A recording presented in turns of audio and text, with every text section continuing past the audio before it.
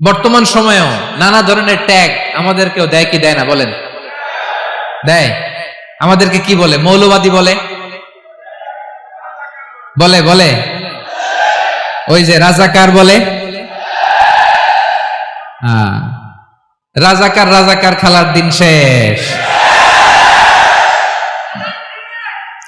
মন মতো হইলে মুক্তিযোদ্ধা, মন মতো না হইলে রাজাকার, এই দিন শেষ। ওই দিন আর নাই, এই কার্ড দিয়ে আর খেলার দিন নাই।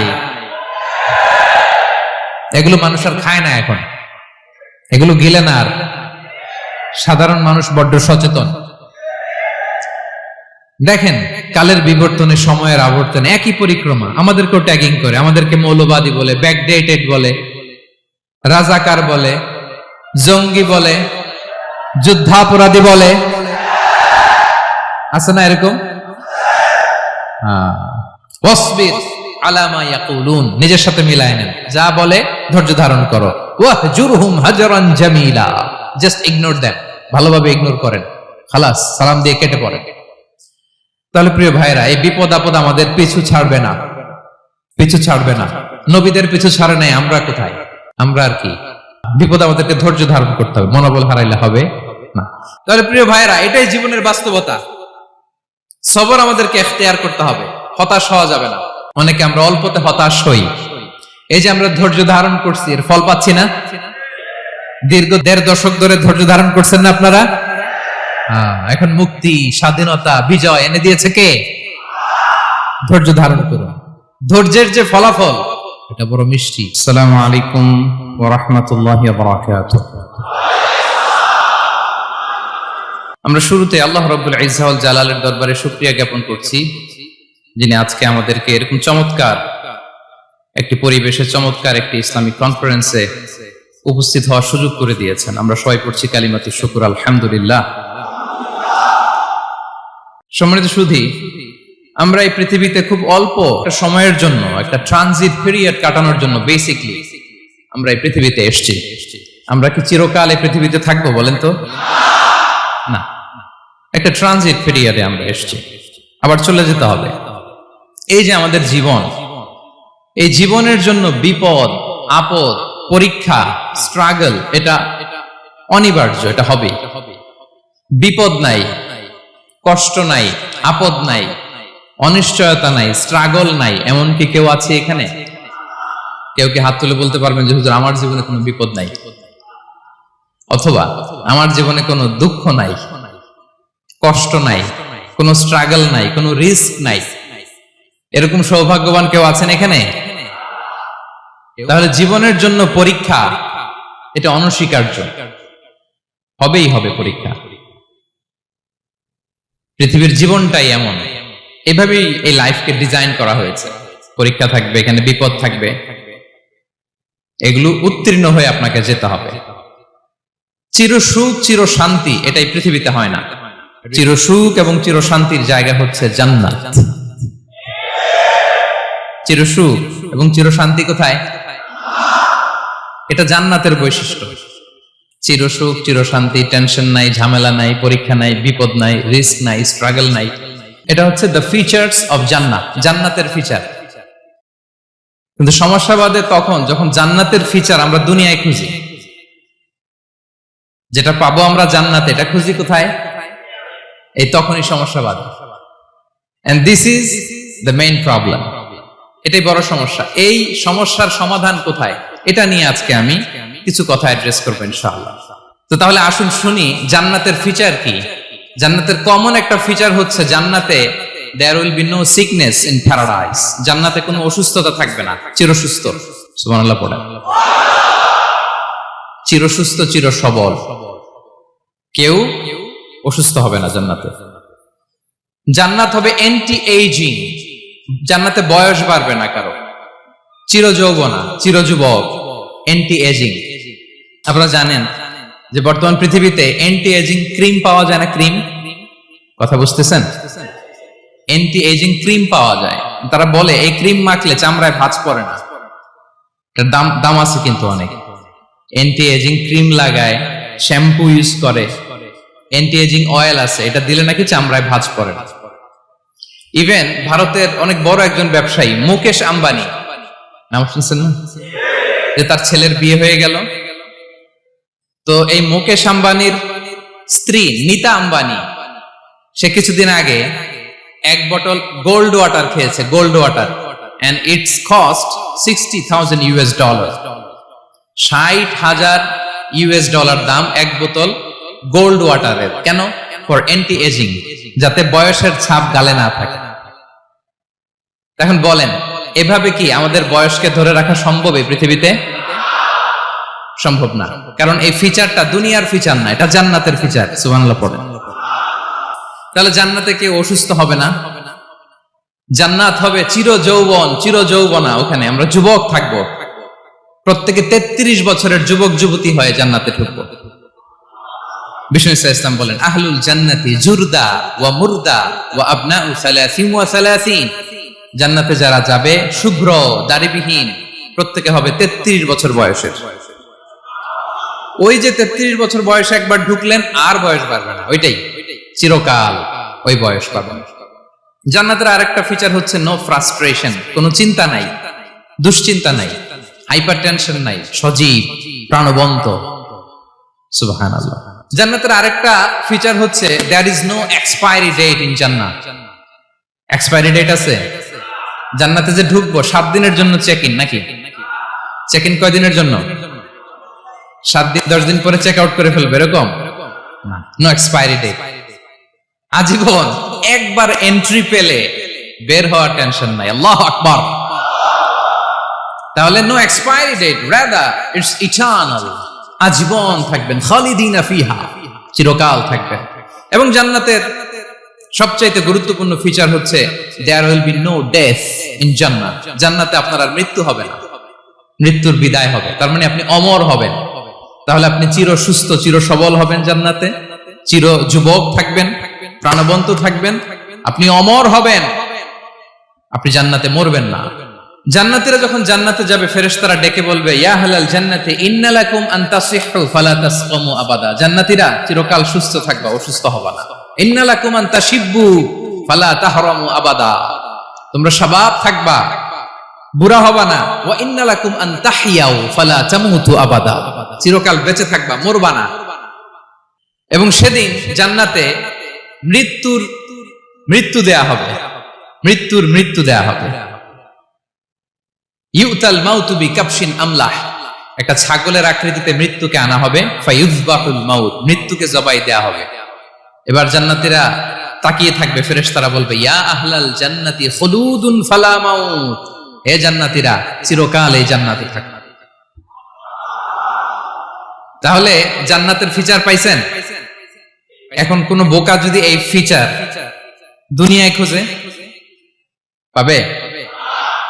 পাবে না, কারণ দুনিয়ার ফিচার আলাদা। দুনিয়ার ফিচার কি?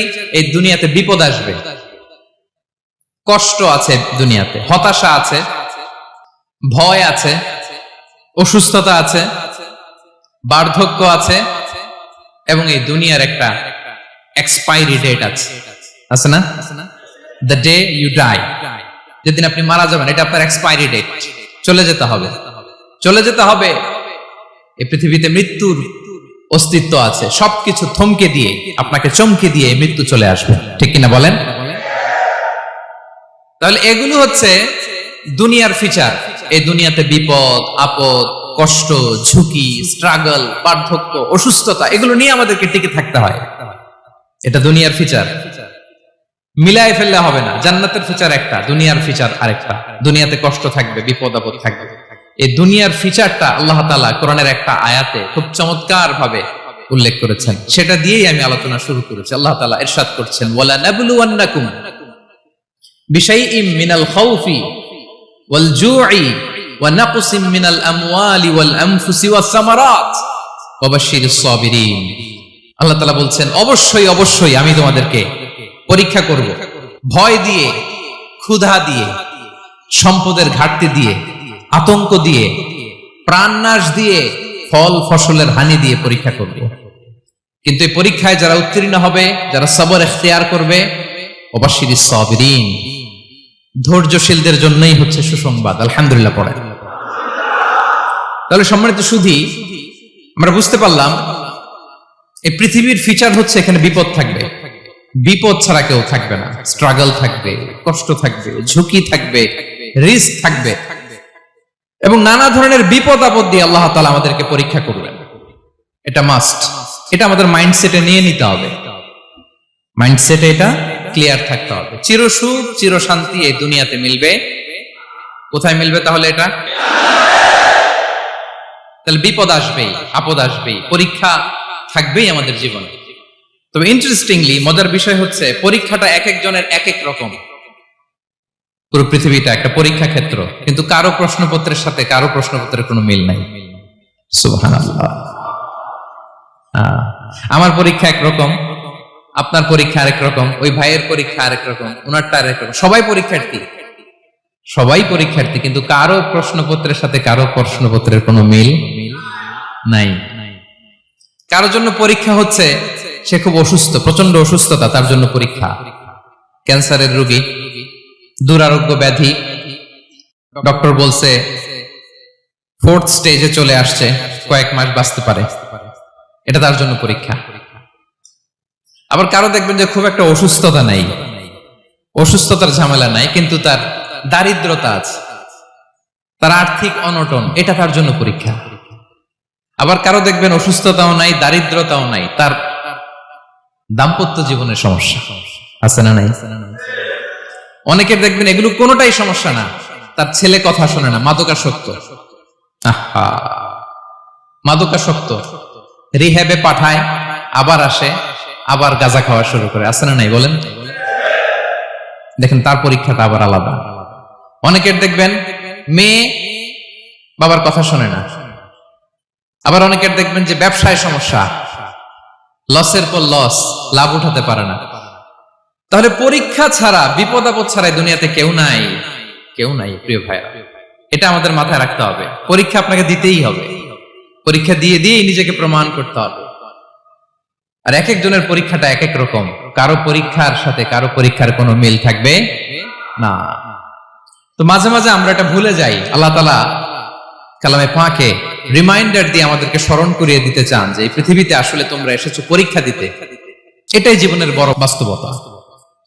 আমাদের জীবনে যত হতাশা, আমাদের জীবন নিয়ে যত অভিযোগ, আমাদের মনে যত কষ্ট, আমাদের হৃদয়ের ভেতরে যত অস্থিরতা, তার মূলে হচ্ছে এই সমস্যা যে আমরা ভুলেই গেছি আমরা পরীক্ষা দিতে আসছি। এটা যদি ভুলে না যান, এটা যদি আপনার মাইন্ডসেটে থাকে যে পুরো জীবনটা একটা পরীক্ষা, তাহলে দেখবেন কোনো কিছু আপনাকে কাবু করতে পারবে না। আপনি হতাশ হবেন না, জীবন নিয়ে আর অভিযোগ থাকবে না, আপনি ভেঙে পড়বেন না, সব অভিযোগ হতাশা দূর হয়ে যাবে। তার মানে বুঝতে পারলাম পরীক্ষা আপনাকে দিতেই হবে। পরীক্ষা দেয়া ছাড়া এই পৃথিবী থেকে চলে যাওয়ার কোনো চান্স বা সুযোগ আমাদের কারো নেই। সূরাতুল আনকাবুতে আল্লাহ তাআলা এই কথাটা আরো চমৎকার ভাবে বলেছেন। আল্লাহ তাআলা ইরশাদ করছেন, আহাসিবান নাসু আইয়ুতরাকু আইয়াকুলু আমান্না ওয়া হুম লা ইফতানুন ওয়ালাকাদ ফাতান্নাল্লাযীনা মিন ক্বাবলিহিম ফালা ইয়া'লামান্নাল্লাহু আল্লাযীনা সাদাকু ওয়া লা ইয়া'লামান্নাল কাযিবিন। আল্লাহ বলেন, মানুষ কি ভেবেছে সে শুধু বলবে আমি ঈমানদার আর তাকে আমি জান্নাতে ঢুকাই দিব? না, কখনো না, কোশ্চিন কালেও না। বরং পূর্ববর্তীকালে যারা পৃথিবীতে এসেছিল তাদেরকে আমি পরীক্ষা নিয়েছি, পরীক্ষা করেছি, এবং তাকেও ঈমানের প্রশ্নে সে সত্যবাদী না মিথ্যাবাদী পরীক্ষা দিয়ে দিয়ে নিজেকে প্রমাণ করতে হবে। ঠিক কিনা বলেন? পরীক্ষা দিয়ে আপনাকে প্রমাণ করতে হবে। এবং এই পরীক্ষার ব্যাপারটা, এটা যে শুধু আমরা সাধারণ মানুষ আমাদের জীবনে দুঃখ বিপদ পরীক্ষা এমনটা না। এই পৃথিবীর সবচেয়ে শ্রেষ্ঠ মানুষ যারা ছিলেন তাদেরকে আল্লাহ পরীক্ষা নিয়েছেন। বলেন তো, এই পৃথিবীতে সবচাইতে শ্রেষ্ঠতম মানুষ কারা? সবচাইতে শ্রেষ্ঠ ভালো মানুষ কারা ছিল পৃথিবীতে? বলেন তো, নবীরা। আওয়াজ করে বলেন তো কারা?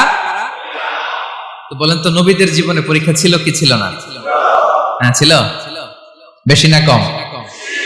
বিষ্ণু ইসলামকে জিজ্ঞাসা করা হলো, আইয়ুন নাসি আশাদ্দু বালাআন ইয়া রাসূলুল্লাহ, হে আল্লাহর রাসূল, এই পৃথিবীতে কাদের জীবনে পরীক্ষা বেশি?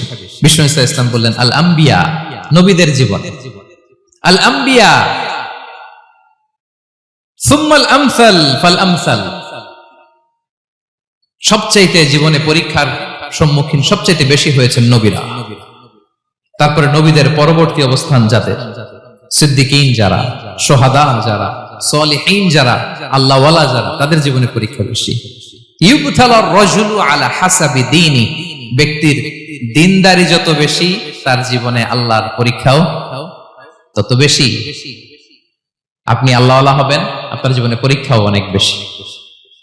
এজন্য ইমানদার হওয়া যেমনি মর্যাদার, ইমানদারের জীবনে পরীক্ষাও হবে অনেক বেশি। এবং পরীক্ষা যত বড়, খেয়াল রাখতে হবে, মন খারাপ করার কোনো সুযোগ নেই। পরীক্ষা যার জীবনে যত বড়, সেটাতে সফল হতে পারলে ওটার প্রতিদানও বড়। পরীক্ষা যত বড়, এটাতে সাকসেস হইতে পারলে এটার রিওয়ার্ডও তত বড়। বিষ্ণু ইসলাম বলেন, ইযামুল জাযাই মাআ ইযামিল বালা, বালা যত বড়, জাযাও তত বড়, প্রতিদানও তত বড়। কারণ নবীদের জীবনে যদি খেয়াল করেন, দেখবেন যেই নবীর জীবনে পরীক্ষা যত বেশি, সেই নবীর জীবনে সফলতাও তত বেশি। সাইয়েদনা ইব্রাহিম আলাইহিস সালামের কথাটা একটু খেয়াল করেন তো, বলেন তো ওনার জীবনে পরীক্ষা কেমন ছিল, বেশি না কম? ওনার জীবনের পরীক্ষা থেকেই তো আমরা এই শব্দটা ব্যবহার করি, আমরা বলি অগ্নি পরীক্ষা। কি বলি?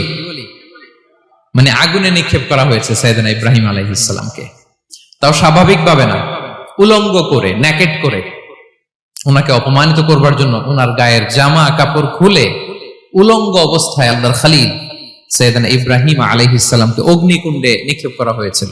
এরকম এক্সপেরিয়েন্স এই অডিটোরিয়ামের ভেতরে আমাদের কখনো হয়েছে? তাইলে সাধারণ মানুষের জীবনের পরীক্ষা আর নবীদের জীবনের পরীক্ষার মধ্যে পার্থক্য আছে না নাই? ওই পরীক্ষায় উনি পাশ করে ফেললেন। 86 বছর পর্যন্ত আল্লাহর কাছে দোয়া করলেন, আল্লাহ আমাকে একটা নেককার সন্তান দাও। আল্লাহ সন্তান দেয় না। 86 বছর পরে আল্লাহ তাআলা সাইয়েদনা ইব্রাহিম আলাইহিস সালাম এবং হাজারের ঘরকে উজালা করে সন্তান দিলেন। সাইয়েদনা ইসমাঈল আলাইহিস সালাম পৃথিবীতে আসলেন কত বছর বয়সে? 86 বছর বয়সের এখানে কেউ আছেন? হ্যাঁ, আছি আমরা? কেউ নাই। 86 বছর বয়সে প্রথম সন্তান পেয়েছে। তাদের ঘরকে উজালা করে আল্লাহর নবী সাইয়েদনা ইসমাঈল আলাইহিস সালাম আসলেন। এবার আল্লাহ বললেন, যাও স্ত্রীকে আর এই কলিজার টুকরা সন্তানকে, থাকো তো প্যালেস্টাইনে, প্যালেস্টাইন থেকে ১,৫০০ কিলোমিটার দূর, দ্য ব্যারন ল্যান্ড, ওই মক্কার ধুধুমরু প্রান্তরে রেখে আসো, যেখানে কেউ নাই, মানুষ নাই, গাছ নাই, পাখি নাই, পানি নাই, যাও রেখে আসো। আচ্ছা বলেন তো, ৮৬ বছর পরে যে লোকটা সন্তান পেল, বুঝে শুনে উত্তর দিয়েন, ৮৬ বছর পরে যে লোকটাকে আল্লাহ তাআলা সন্তান দিল, তার হৃদয়ে ওই সন্তানের জন্য মায়া বেশি না কম? এমনি তো আমাদের প্রথম সন্তানের হিস্ট্রিটা একটু খেয়াল করেন তো। প্রথম আমাদের যে মেয়ে হয়েছিল বা যাদের ছেলে হয়েছিল, তার প্রতি আদর, সোহাগ, দরদ, ভালোবাসা, আল্লাহ কত ছিল। আর ৮৬ বছর বয়স আল্লাহ তাআলা ওনাকে সন্তান দিলেন, দিয়ে বললেন, যাও হাজারকে আর ইসমাঈলকে মক্কার ধুধুমরু প্রান্তরে রেখে আস। আল্লাহ তাআলা বলতে দেরি, চলে যেতে দেরি নাই, মুহূর্তে উনি রওনা হয়ে গেলেন। সুবহানাল্লাহ পড়বেন না? রেখে আসলেন মক্কার ধুধুমরু প্রান্তরে। এবার আল্লাহ বললেন, যাও রিটার্ন ব্যাক টু প্যালেস্টাইন, প্যালেস্টাইনে চলে যাও। চলে গেলেন, হৃদয়টা ভেঙে খান খান। অনেক বছর পরে আল্লাহ তাআলা আবার অনুমতি দিলেন, যাও এবার ছেলেকে দেখে আসতে পারো, যাও প্যালেস্টাইন থেকে আবার মক্কায় যাও। সাইয়েদনা ইব্রাহিম আলাইহিস সালাম প্যালেস্টাইন থেকে আবার ১,৫০০ কিলোমিটার পথ পাড়ি দিয়ে, এখনকার মতো ফ্লাইটে যায় না, গাড়িতেও না, উটে করে। কিসে করে? উনি যে কতবার মক্কা থেকে ফিলিস্তিন এসেছেন আর গিয়েছেন, কোন ইয়ত্তা নাই, হিসাব নাই। গেলেন, এবার ছেলেটা হাঁটতে পারে, দৌড়াতে পারে, একটু একটু কথা বলতে পারে, আব্বু আব্বু ডাকতে পারে। কেমন মায়া লাগে বলেন তো? মায়া ভালোবাসায় যখন টইটম্বুর, ঠিক ওই মুহূর্তে আল্লাহ বললেন, ছেলেকে জবাই করো, জবাই করো ছেলেকে। আল্লাহ তাআলা বলতে দেরি করেছেন, আল্লাহর আদেশ পালনে ১ সেকেন্ডও তিনি দেরি করেন নাই। ছুরি চালালেন, জান্নাত থেকে দুম্বা নিয়ে আসা হলো। এভাবে আল্লাহর নবী ইব্রাহিম আলাইহিস সালাম উনার জীবনের প্রতিটি ক্ষেত্রে যেখানে আল্লাহ তাআলা উনাকে পরীক্ষা নিয়েছেন, উত্তীর্ণ হয়েছেন। এবং দেখেন উনাকে আল্লাহ তাআলা কি উপহার দিলেন। আল্লাহ তাআলা উনাকে খলিলুল্লাহ উপাধি দিলেন, আল্লাহর বন্ধু। সুবহানাল্লাহ বলেন।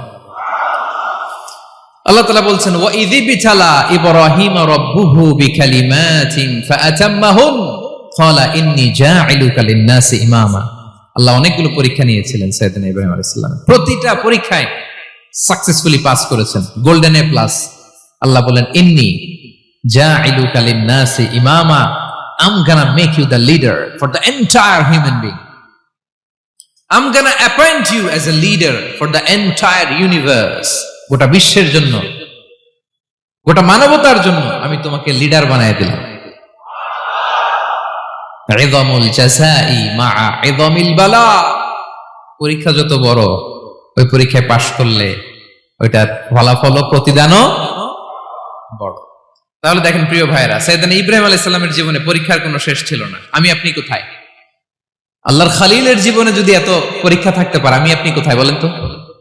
এবার বলেন, সাইয়েদনা মূসা আলাইহিস সালাম, ওনার জীবনে তো কোনো পরীক্ষার ছিল না। হ্যাঁ, গুণে শেষ করতে পারবেন? জন্মটাই তো হয়েছে পরীক্ষার মধ্য দিয়ে। মিশরের ছেলে সন্তান হইলে ফেরাউন বলছে জবাই করো, ওনার মা এরকম সিন্ধুকে করে ভাসায় দিলেন নীল নদীতে। আল্লাহু আকবার! কি একটা রোমাঞ্চকর পরিস্থিতির মধ্য দিয়ে আল্লাহ তাআলা ওনাকে বাঁচালেন। সুবহানাল্লাহ। জন্মই হয়েছে পরীক্ষার মধ্যে দিয়ে। বড় হইলেন, ফেরাউনের ভয়ে দেশ ত্যাগ করলেন, মিশর থেকে মাদিয়ান। আবার আল্লাহর আদেশে যখন ফিরে আসলেন, আবার ফেরাউনের সাথে তর্ক বিতর্ক, যুদ্ধ। একটা রাত আল্লাহ নবী মূসা আলাইহিস সালাম শান্তি মতো মিশরে ঘুমাতে পারে নাই। একটা রাত। শেষ পর্যন্ত এই ফেরাউন মূসা আলাইহিস সালামকে ধাওয়া করেছে।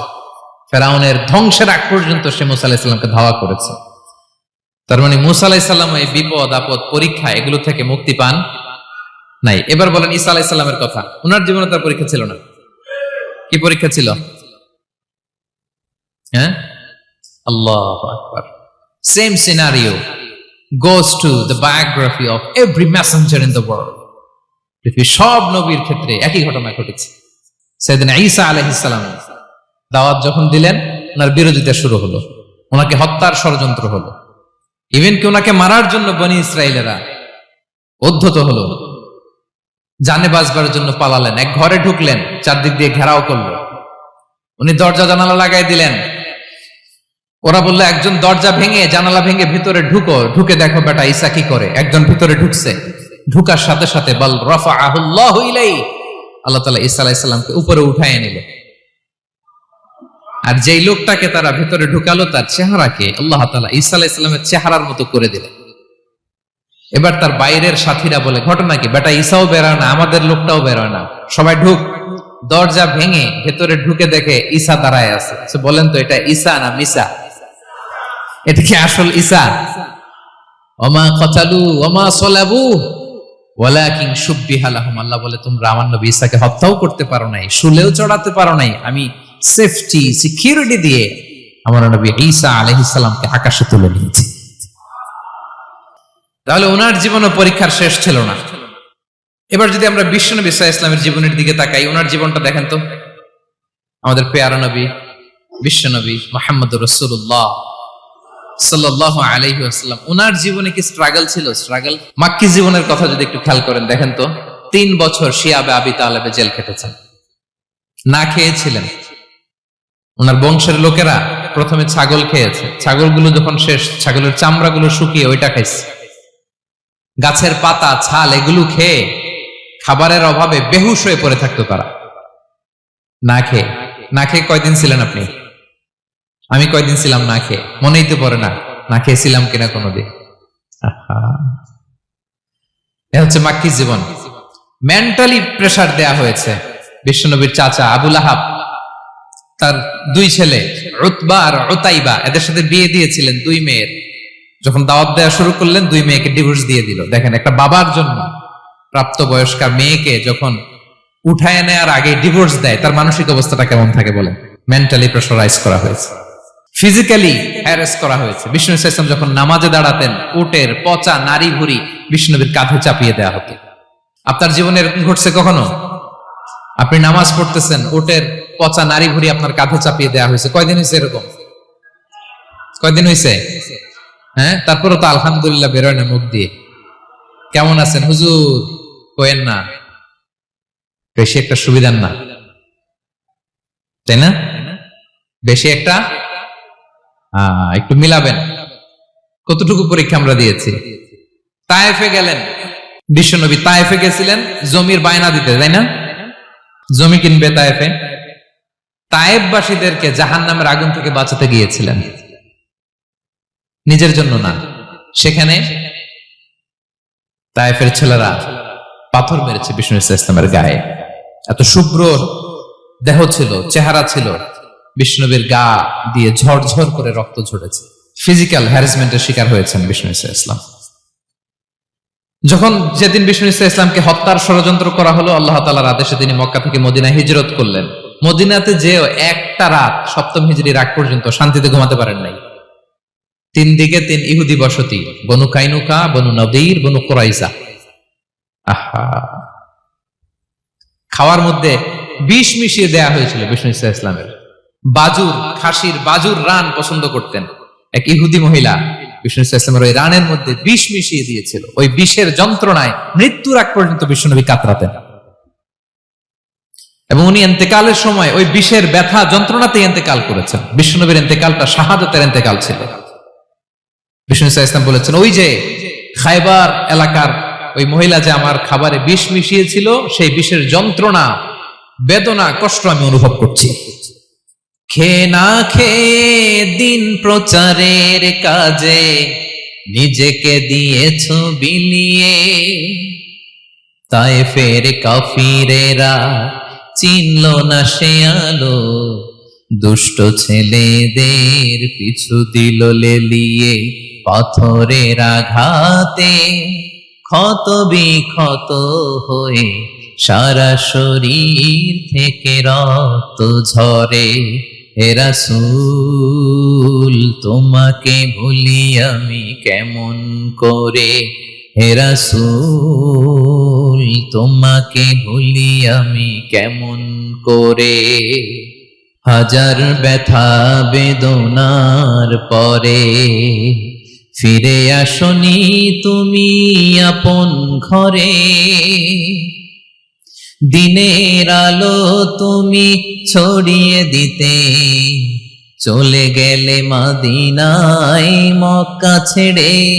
হে রাসূল তোমাকে ভুলি আমি কেমন করে, হে রাসূল তোমাকে ভুলি আমি কেমন করে।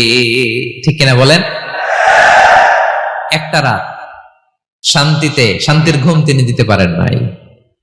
প্রিয় ভাইরা, তাহলে আমরা কি বুঝলাম? বিশ্বনবীর জীবনও পরীক্ষা ছিল কি ছিল না? আমাদের উপায় আছে? আমরা বাঁচতে পারবো এই বিপদ আপদ পরীক্ষা ঝঞ্ঝাল থেকে? বাঁচতে চাইলেও বাঁচতে পারবো? পারবো না। ইমাম মালিক আলাইহি রাহমা নাম শুনেছেন? ইমাম মালিক, ওনার জ্ঞান থেকে লাখো লাখো মানুষ উপকৃত হয়েছে, কোটি কোটি মানুষ উপকৃত হয়েছে। মদিনার রাস্তায় রশি দিয়ে ওনাকে টেনে হিচড়ে এক এলাকা থেকে আরেক এলাকায় নিত জালেম বাদশারা। ইমাম মালিক আলাইহি রাহমা। ইমাম আহমদ ইবনে হাম্বল,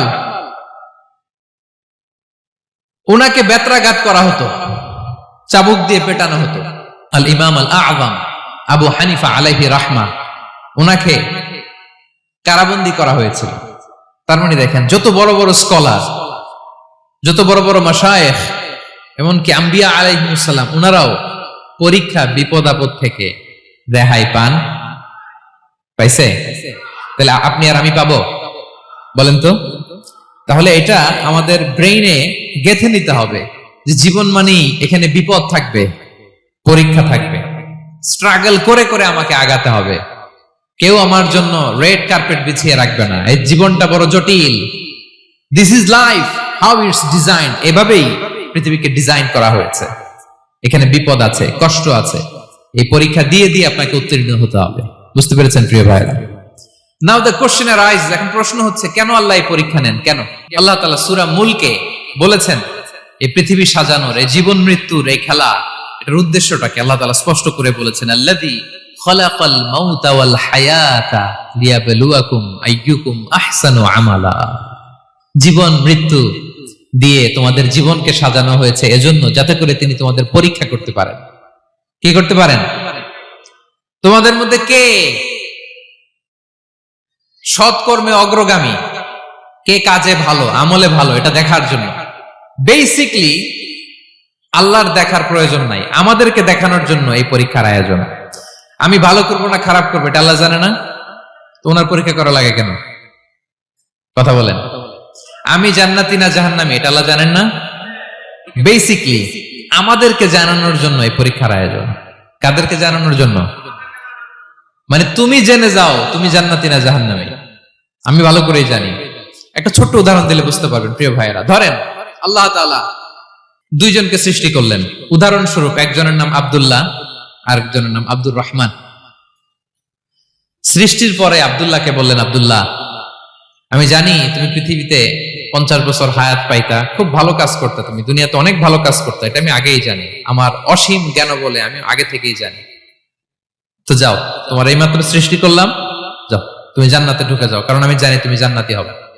আচ্ছা, আর আব্দুর রহমান তুমি পৃথিবীতে খুব খারাপ কাজ করতে, এটা আমি জানতাম, তোমারে পাঠাইলে খারাপ কাজ করবা, তুমি সীমা লঙ্ঘন করবা, অন্যায় করবা, অপরাধ করবা, তুমি জাহান্নামী হবা, যাও। সেটা আমি জানি, পরীক্ষার আর দরকার নেই, তোমারে জাহান্নাম দিয়ে দিলাম, যাও ঢুকে যাও। আব্দুল্লাহ ঠিকই জান্নাতে ঢুকে যাবে, আব্দুর রহমান কি ঢুকবে? ঢুকবে।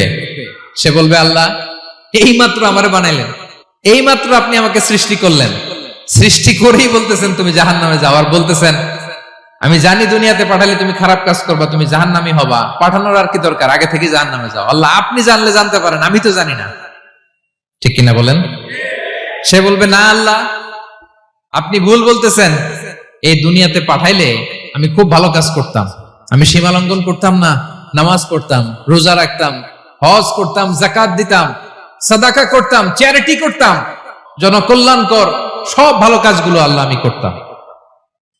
এজন্য আল্লাহ তাআলা পরীক্ষার আয়োজন করেছেন, যাতে করে তুমি জেনে যাও যে পৃথিবীতে তুমি কি করেছো। এখন আর আল্লাহকে এক্সকিউজ দেওয়ার সুযোগ নেই। আচ্ছা বলেন তো, আবু জাহেলকে যদি আল্লাহ এখন কিয়ামতের দিন বলে, Abu Jahl go to the hell fire, আবু জাহেলের কিছু বলার সুযোগ আছে? কারণ ও দুনিয়াতে কি করে আসছে এটাও জানে না। ফেরাউনকে ডেকে যদি আল্লাহ বলে, ফেরাউন তুমি জাহান্নামে যাও, গো টু দা হেল ফায়ার, ওর কি কোনো এক্সকিউজ দেওয়ার সুযোগ আছে? বলেন, সুযোগ আর আছে? কারণ তুমি দুনিয়াতে কি করেছো তোমার চেয়ে ভালো কেউ আর জানে। পৃথিবীতে এই পরীক্ষার এই আয়োজনের সবচাইতে বড় উদ্দেশ্য হচ্ছে যাতে করে আমরা দেখে যাই যে আমরা কি কাজ করছি। কেউ যখন পরীক্ষা দেয় প্রিয় ভাইরা, ওই পরীক্ষায় কত পাবে তার একটা হিসাব আছে না? বলেন, আপনি গণিত পরীক্ষা দিয়ে আসছেন, যে 100-তে 100 পাবে সে বলতে পারে আমার সব অঙ্ক হয়েছে, ঠিক কিনা বলেন? আর যে লাড্ডু গুড্ডু বুঝছেন তো, কিছুই পারে নাই, ঘোড়ার ডিম, তারও একটা হিসাব আছে যে সে কিছুই লিখে আসতে পারে নাই। তাই পৃথিবীতে এই পরীক্ষার আয়োজনের প্রধানতম কারণ হচ্ছে যাতে করে আমরা বুঝে যেতে পারি যে আমরা কোথায় যাব, জান্নাতে না জাহান্নামে।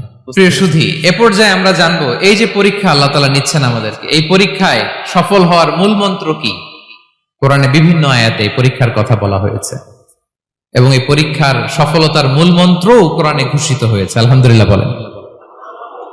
যে আয়াত দিয়ে আমি শুরু করেছি, এই আয়াতে আল্লাহ তাআলা বলেছেন, ওয়াবাশশিরিস সাবিরিন, নবী হে ধৈর্যশীলদেরকে আপনি সুসংবাদ দিন, ধৈর্যশীলদেরকে সুসংবাদ দিন। তার মানে বিপদে ধৈর্য ধারণ করতে হবে প্রিয় ভাইরা। ইন্নামাস সাবরু ইনদা সাদামাতিল উলা, বিপদে আমরা অনেক সময় প্যানিক হয়ে যাই, অস্থির হয়ে যাই, কি করব, হতাশ না। মুমিনরা হতাশ হয় না, ধৈর্য ধারণ করে। কি করে? কি করে? ধৈর্য ধারণ করার শক্তি দাও গো মেহেরবান আমায়, দাও গো মেহেরবান। পড়েন, ধৈর্য ধারণ করার শক্তি দাও গো মেহেরবান আমায়, দাও গো মেহেরবান। সবাই বলুন একসাথে, ধৈর্য ধারণ করার শক্তি দাও গো মেহেরবান আমায়, দাও গো মেহেরবান। বুকের ভেতর ব্যথার নদী বইছে অবিরাম, বইছে বইছে অবিরাম। পড়ুন, ধৈর্য ধারণ করার শক্তি দাও গো মেহেরবান আমায়, দাও গো মেহেরবান। পড়েন আমিন। আল্লাহ যেন বিপদে আমাদেরকে ধৈর্য ধারণ করার তৌফিক দান করে। প্রিয় ভাইয়েরা, ধৈর্য এটা এমন একটা গাছ যে গাছের সারা গায়ে কাটা, কিন্তু এই গাছের ফলটা বড় সুস্বাদু। আই রিপিট, আমি আবার বলছি, ধৈর্য এটা এমন একটা গাছ যে গাছের সারা গায়ে কাটা, কিন্তু ফলটা বড় মিষ্টি, ফলটা বড় সুস্বাদু। সবাই ধৈর্য ধারণ করতে পারে না। বিষ্ণু ইসলামকে আল্লাহ তাআলা নানা সময় আশ্বস্ত করেছেন, সান্ত্বনা দিয়েছেন, আর ধৈর্যের বাণী শুনিয়েছেন। আল্লাহ বলেন, ফাসবির কামা সবারা উলুল আজমি মিনার রাসূল। নবী হে, আপনার আগে দৃঢ় প্রত্যয়ী নবীরা যেরকম ধৈর্য ধারণ করেছে, আপনিও ধৈর্য ধারণ করুন। সূরাতুল মুজাম্মিল আল্লাহ তাআলা বলছেন, ওয়াসবির আলা মা ইয়াকুলুনা ওয়াহজুরহুম হাজরান জামিলা। ওরা যাই বলুক, আপনি ধৈর্য ধারণ করুন, ওদের কথাকে ইগনোর করুন। Just ignore what they are saying to you. যা বলে আপনি জাস্ট ইগনোর করেন। ওরা বিষ্ণু ঈসা ইসলামের মনোবলকে ভেঙে দেওয়ার জন্য কখনো বিষ্ণু ঈসা ইসলামকে কবি বলে গালি দিত। কবি কি বলতো? শায়ের। কখনো বলতো মজনুন, পাগল। নাউজুবিল্লাহ পড়বেন না? পাগল বলে গালি দিত। মাঝে মাঝে বলতো কাহিন, গণক। মাঝে মাঝে বিষ্ণু ঈসা ইসলামকে তারা বলতো আবতার, লেস কাটা। মুহাম্মদ, তোমার ছেলে নাই, তোমার বংশ নির্বংশ হয়ে গেছে, তোমার নাম নেয়ার মতো কেউ নাই। আহা, কপাল পোড়া। গোটা বিশ্বব্যাপী বিষ্ণু ঈসা ইসলামের সুনাম সুখ্যাতি ছড়িয়ে দিয়েছে কে? আকাশ বাতাস মাড়িয়ে, সাত আকাশ ছাড়িয়ে আল্লাহর আরশ পর্যন্ত আল্লাহ তাআলা বিষ্ণু নবীর সুনাম সুখ্যাতিকে সুউচ্চ করেছেন। ঠিক কিনা বলেন? ইগনোর করুন। আপনাকে কবি বলে, গণক বলে, আপনাকে পাগল বলে, আপনাকে লেসকাটা বলে, জাস্ট ইগনোর দেন। বর্তমান সময়েও নানা ধরনের ট্যাগ আমাদেরকেও দেয় কি দেয় না বলেন? দেয়। আমাদেরকে কি বলে? মৌলবাদী বলে, বলে বলে ওই যে রাজাকার বলে। রাজাকার রাজাকার খেলার দিন শেষ। মন মতো হইলে মুক্তিযোদ্ধা, মন মতো না হইলে রাজাকার, এই দিন শেষ। ওই দিন আর নাই। এই কার্ড দিয়ে আর খেলার দিন নাই। এগুলো মানুষ আর খায় না এখন, এগুলো গিলে না আর। সাধারণ মানুষ বড্ড সচেতন। দেখেন, কালের বিবর্তনে, সময়ের আবর্তনে একই পরিক্রমা আমাদেরকেও ট্যাগিং করে। আমাদেরকে মৌলবাদী বলে, ব্যাকডেটেড বলে, রাজাকার বলে, জঙ্গি বলে, যুদ্ধাপরাধী বলে। আছে না এরকম? ওয়াসবির আলা মা ইয়াকুলুন, নিজের সাথে মিলায় নেন। যা বলে ধৈর্য ধারণ করো। ওয়াহজুরহুম হাজরান জামিলা, জাস্ট ইগনোর দেন, ভালোভাবে ইগনোর করেন, খালাস, সালাম দিয়ে কেটে পড়েন। তাহলে প্রিয় ভাইরা, এই বিপদ আপদ আমাদের পিছু ছাড়বে না, পিছু ছাড়বে না। নবীদের পিছু ছাড়ে নাই, আমরা কোথায়? আমরা আর কি? বিপদ আমাদেরকে ধৈর্য ধারণ করতে হবে, মনোবল হারাইলে হবে না। দেখেন বিশ্বনবী কিভাবে আপনাদেরকে সান্ত্বনা দেয়। বিশ্বনবী বলেন, আজাবান লি আমরিল মুমিন, মুমিনের ব্যাপারটা বড় আশ্চর্যজনক। ফাইন্না আমরাহু কুল্লাহু লাহু খাইর, মুমিনের জীবনে যা ঘটে সবটাই খাইর, সবটাই কল্যাণ। ইন আসাবাতহু সাররাউ শাকারা ফাকানা খাইরাল্লাহ ওয়া ইন আসাবাতহু দাররাউ সাবারা ফাকানা খাইরাল্লাহ। মুমিনের জীবনে যদি সুখ আসে তাহলে মুমিন শুকরগুজার হয়, এটা তার জন্য ভালো। আর যদি মুমিন জীবনে দুঃখ আসে তাহলে সে সবর ইখতিয়ার করে, এটাও তার জন্য ভালো। সুবহানাল্লাহ। তাহলে দেখেন, আমরা হয় সুখে থাকি নয় দুঃখে থাকি, ঠিক কিনা বলেন? তাহলে সুখের সময় আমরা শুকর করি, কি করি? শুকরগুজার হই। শুকরিয়া করাও একটা ইবাদত, শুকরিয়া করাও কি? আর দুঃখের সময় আমরা সবর করি, সবর করাটাও একটা। তাহলে আমাদের পুরো জীবনটাই ইবাদত, পুরো জীবনটাই। সুখের সময় শুকর আর দুঃখের সময় সবর। আওয়াজ করে বলেন, সুখের সময় শুকর আর দুঃখের সময়। এই দুই ইবাদত মুমিন জীবনে চলমান, কন্টিনিউয়াস, একটা উইন উইন সিচুয়েশন। কি বলেন? উইন উইন হয়ে গেল না? যেই পরিস্থিতিতেই থাকে আমাদের জন্য লাভ। আল্লাহু আকবার। তাহলে প্রিয় ভাইরা, এটাই জীবনের বাস্তবতা। সবর আমাদেরকে ইখতিয়ার করতে হবে, হতাশ হওয়া যাবে না। অনেকে আমরা অল্পতে হতাশ হই, এই যে আমরা ধৈর্য ধারণ করছি, এর ফল পাচ্ছি না? দীর্ঘ 1.5 দশক ধরে ধৈর্য ধারণ করছেন না আপনারা? এখন মুক্তি, স্বাধীনতা, বিজয় এনে দিয়েছে কে? ধৈর্য ধারণ করুন। ধৈর্যের যে ফলাফল, এটা বড় মিষ্টি। ধৈর্য এমন একটা গাছ, এই গাছের সারা গায়ে কাটা, কিন্তু এর ফলটা বড় সুস্বাদু, এর ফলটা বড় মিষ্টি। ধৈর্য ধারণ করার অভ্যাস করতে হবে প্রিয় ভাইরা। মুমিন হতাশ হয় না, হাল ছেড়ে দেয় না। মুমিন ভরসা রাখে একজনের উপর, তিনি কে? লা তাইআসু মির রাউহিল্লাহ ইন্নাহু লা ইয়াইআসু মির রাউহিল্লাহি ইল্লাল কওমুল কাফিরুন। আল্লাহর রহ থেকে, রহম থেকে নিরাশ হয়ে যাও না। কাফির ছাড়া, অকৃতজ্ঞ ছাড়া কেউ আল্লাহর রহ থেকে, আশা থেকে নিরাশ হয় না। শয়তানের সবচেয়ে বড় মিশন হলো আমাদেরকে হতাশ বানানো, এটা খেয়াল রাখবেন। শয়তানের সবচাইতে বড় মিশন কি? আমাদেরকে হতাশ করে দেয়া। হতাশ বানাইতে পারলে সে সাকসেসফুল, খুশি। কিন্তু আমরা এত সহজে হতাশ হই না, আমরা নিরাশ হই না, আমরা বিপদে হাল ছেড়ে দেই না। আমরা ভরসা রাখি এক মহান সত্তার উপর, তিনি কে? মনে থাকবে? বিপদ আসলে ভেঙে পড়বেন, ভিসা না হইলে কান্নাকাটি শুরু করবেন, ব্যবসায় লস হইলে হাউমাউ, হতাশ হবেন, ভেঙে পড়বেন। ধৈর্য ধারণ করব আমরা। আওয়াজ করে বলেন, আমরা কি করব? সবর।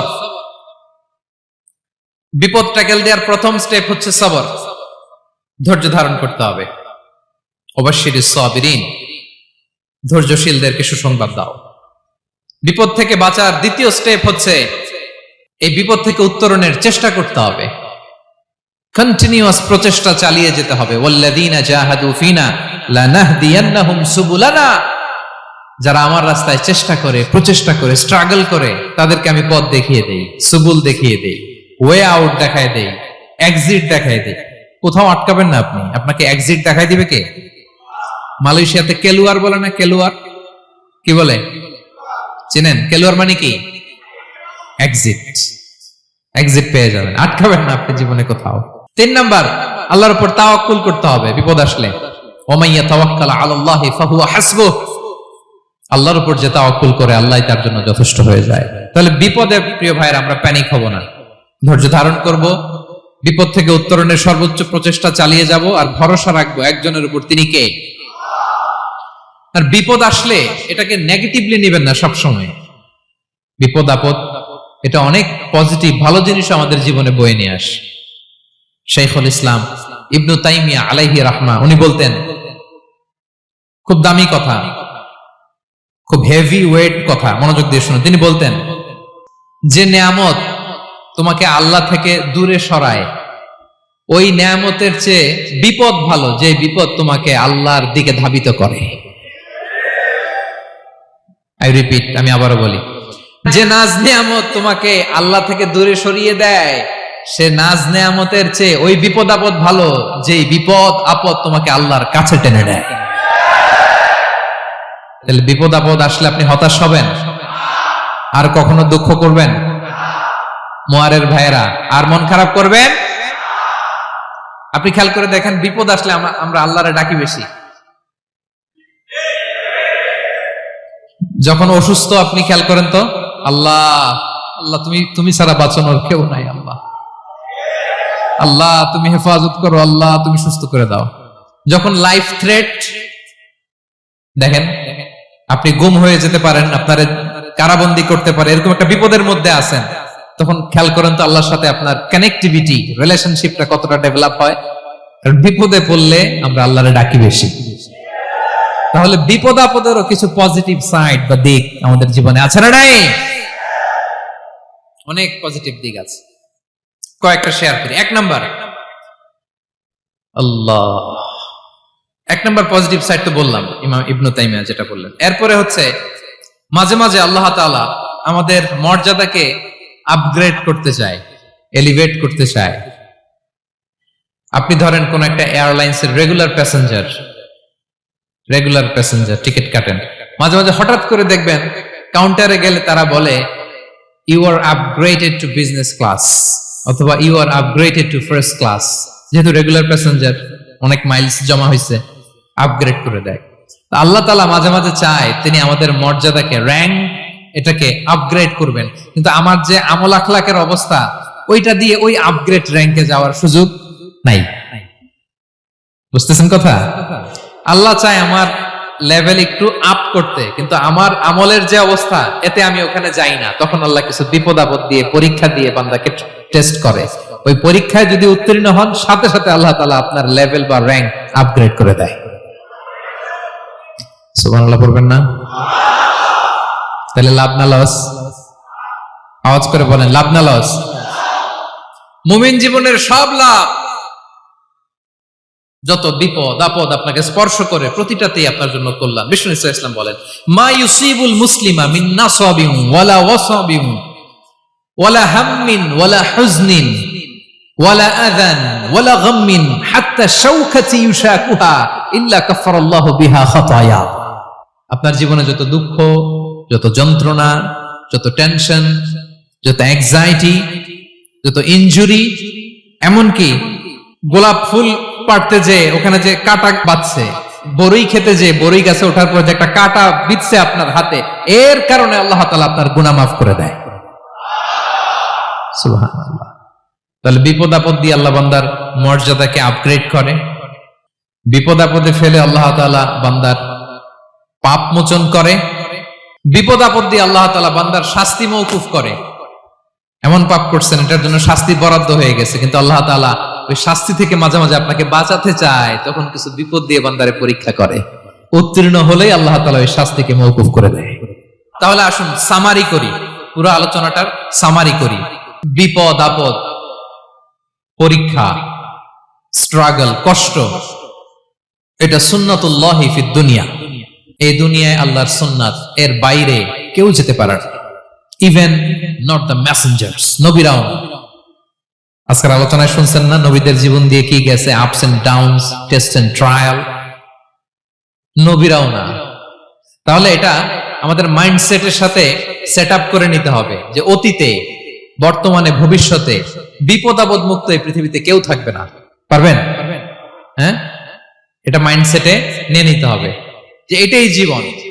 বিপদ আপদ দিয়ে আল্লাহ পরীক্ষা করবেন। এটাই পৃথিবী। চির সুখ, চির শান্তি এই পৃথিবীতে খুঁজলেই পাওয়া যায় না। শুরুতে বলছিলাম না, চির সুখ, চির শান্তি। বলেন তো এটা কি দুনিয়ার ফিচার না জান্নাতের ফিচার? জান্নাতের ফিচার দুনিয়ায় খুঁজলে পাওয়া যাবে? যাবে না। তাহলে আজকের আলোচনার 1 নাম্বার লেসন হচ্ছে বিপদ আপদ এটা সুন্নাতুল্লাহি ফিদ দুনিয়া। এই দুনিয়া আল্লাহর সুন্নাত, এটা থেকে মুক্তি পাওয়ার কোনো সুযোগ নাই, নবীরাও পায় নাই। 2 নাম্বার লেসন, বাঁচার যেহেতু সুযোগ নাই, we have to face it with patience, intellect and tawakkul. বিপদে অস্থির হওয়া যাবে না, এটাকে ফেস করতে হবে উইথ পেশেন্স, ধৈর্যের সাথে। বিপদ আমরা মোকাবেলা করব কিসের সাথে? ধৈর্য। প্যানিক হবেন না, অস্থির হবেন না, ধৈর্য ধারণ করবেন। উইথ ইন্টেলেক্ট, আল্লাহর দেয়া আপনার ইন্টেলেক্ট খাটিয়ে এই বিপদ উত্তরণের সর্বান্তকরণের চেষ্টা প্রচেষ্টা আপনার চালায় যেতে হবে। আর সবশেষে আত-তাওয়াক্কুল আলাল্লাহ, ডিপেন্ডিং অন আল্লাহ, ভরসা করব কার উপর? আল্লাহর উপর। পারা যাবে তো? আচ্ছা, 2টা লেসন গেল। 3 নাম্বার লেসন হচ্ছে আমাদের ছেলে মেয়েদেরকে we have to educate our child regarding the test and trial in this dunya. দুনিয়ার এই বিপদ আপদের ব্যাপারে আমাদের ছেলে মেয়েদেরকে শেখাতে হবে, বোঝাতে হবে। ওরা ছোট মানুষ তো অস্থির হয়ে যায়, আব্বু আমার সাথে কেন এমন হয়, আমারই শুধু পেন্সিল চুরি হয়, আমারই শুধু এটা হয়, আমি পরীক্ষায় খারাপ করি, আমি ব্যথা পাই, আমার এই আমার সেই। ছোট মানুষ তো বুঝে না। ওরা বুঝাইতে হবে যে বাবা, this is the essence of life, এটাই জীবন। এটাই কি এই লাইফ হ্যাকস গুলো তাদেরকে শেখাইতে হবে। ডোন্ট বি প্যানিক, প্যানিক হওয়া যাবে না। This is how life is design, এটাই জীবন। বিপদ আপদ আসবে, এটাকে মেনে নিতে হবে, ছেলে মেয়েদেরকে শিখাইতে হবে, তাহলে তারাও প্যানিক হবে না। পারবেন তো ইনশাআল্লাহ? আচ্ছা, 4 নাম্বার লেসন হচ্ছে যেটা আমরা জানলাম, এই বিপদ আপদ সবসময় আমাদের জন্য খারাপ না। সামটাইমস ইট ব্রিংস খায়ের for us if dealt properly. ঠিক মতো বিপদকে ডিল করতে পারলে এটা আসলে আমার জন্য আখেরে কল্যাণই বয়ে নিয়ে আসে। কি বলেন, তাই না? কল্যাণ বয়ে নিয়ে আসে। সব শেষ কথা হলো আমরা যেন এই বিপদগুলোকে প্রপারলি ডিল করতে পারি, আমরা যেন সবর এখতিয়ার করতে পারি, আল্লাহর কাছে চাইতে হবে, দোয়া করতে হবে, কারণ তৌফিক দেওয়ার মালিক কে? আল্লাহর কাছে যেন আমরা কায়মনোবাক্যে প্রার্থনা করতে পারি, আল্লাহ এই বিপদকে যেন আমরা ডিল করতে পারি উইথ সাবর, উইথ ইন্টেলেক্ট, উইথ তাওয়াক্কুল। আসল হাতিয়ার হচ্ছে এটা, দোয়া। আল্লাহর কাছে চাইবেন, মনোযোগের সাথে চাইবেন, আন্তরিকতার সাথে চাইবেন। উদউল্লাহ ওয়া আনতুম মুকিনুনা বিল ইজাবা। বিষ্ণু বলেন এমন ভাবে চাও যেন তুমি অনেকটা কনফার্ম যে তোমার দোয়া আল্লাহ কবুল করবেনই, এমন ভাবে চাও। অনেকে রোবোটিক দোয়া করে। রোবোটিক দোয়া মানে দোয়ার মধ্যে প্রাণ নাই, ধ্যান নাই, মন নাই, আগ্রহ নাই, ভালোবাসা নাই, ওই দোয়া আল্লাহ কবুল করে না। মনোযোগ দিয়ে চাইতে হবে চাওয়ার মতো, তাহলে আল্লাহ তাআলার পক্ষ থেকে তৌফিক পাওয়া যাবে। পারা যাবে তো ইনশাআল্লাহ। আল্লাহ তাআলা আমাদের সবাইকে বিপদে আপদে ধৈর্য ধারণ করার তৌফিক দান করুক। নবীরা তাদের জীবনে যেভাবে স্ট্রাগল, আপস এন্ড ডাউনস, বিপদগুলোকে, টেস্ট এন্ড ট্রায়াল গুলোকে ডিল করেছে, আমরা যেন সেভাবে ডিল করতে পারি, আল্লাহ তৌফিক দান করুক। আল্লাহ তাআলা আমাদের সবাইকে কথাগুলো বোঝা আর আমল করার তৌফিক দান করুক। হাযা মা ইনদি ওয়াল ইলমু ইনদাল্লাহি আলাইহি তাওয়াক্কালতু ওয়া ইলাইহি উনীব। আসসালামু আলাইকুম ওয়া রাহমাতুল্লাহি তাআলা ওয়া বারাকাতুহু।